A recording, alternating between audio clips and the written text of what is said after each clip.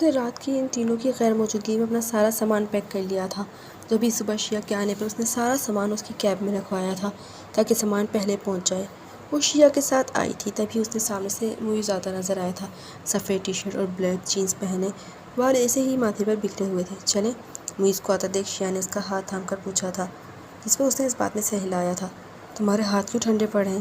شیعہ کو اس کے ہاتھوں کے سرد پڑنے چونکایا تھا، مگر وہ نفی میں سہلاتی آگے بڑھ گئی۔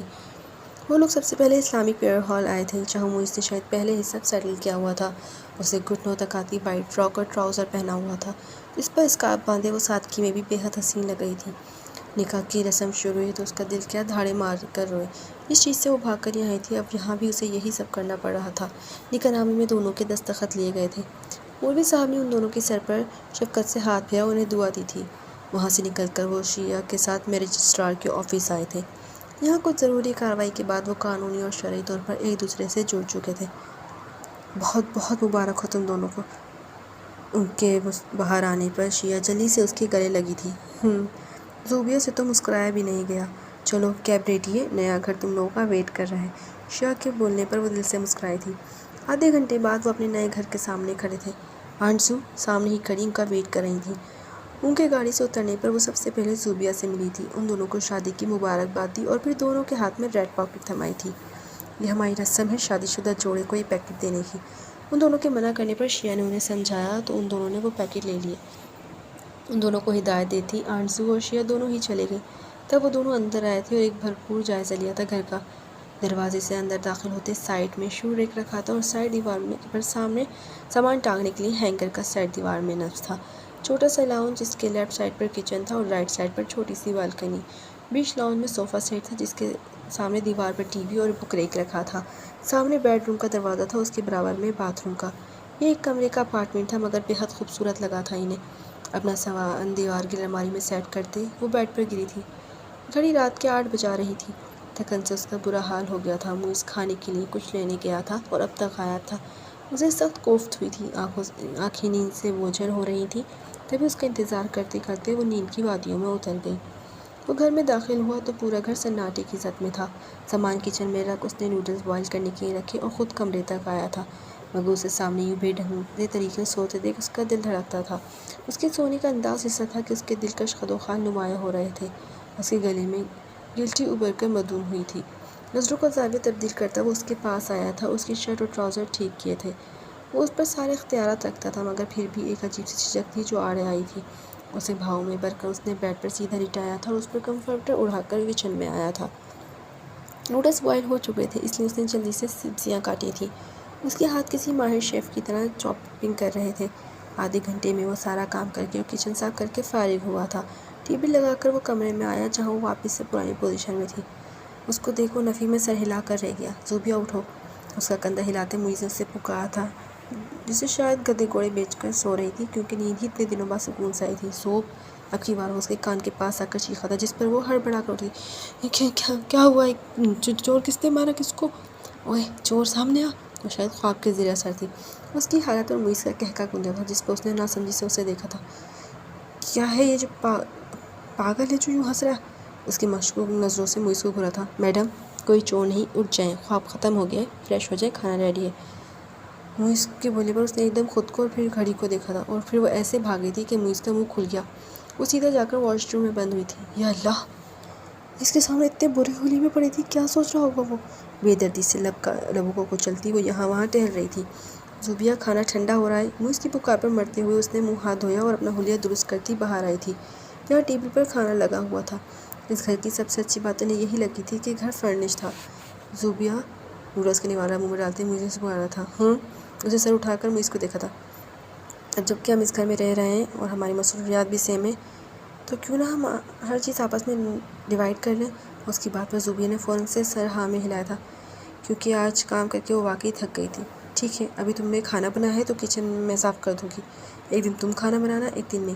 صفائی یہ ہے کہ گھر اتنا بڑا تھا نہیں ہے تو کوئی بھی کر دے۔ ٹوائلٹ تم صاف کرنا، ایک دن میں۔ وہ اسے کام گنوانے کے ساتھ ساتھ بتاتی بھی جا رہی تھی، جسے وہ سر ہلا کر سن رہا تھا۔ ان کی ساری ملاقاتوں میں آج کا دن واحد تھا جب وہ لڑے نہیں تھے۔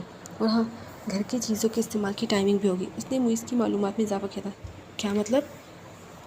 وہ واقعی نہیں سمجھا تھا۔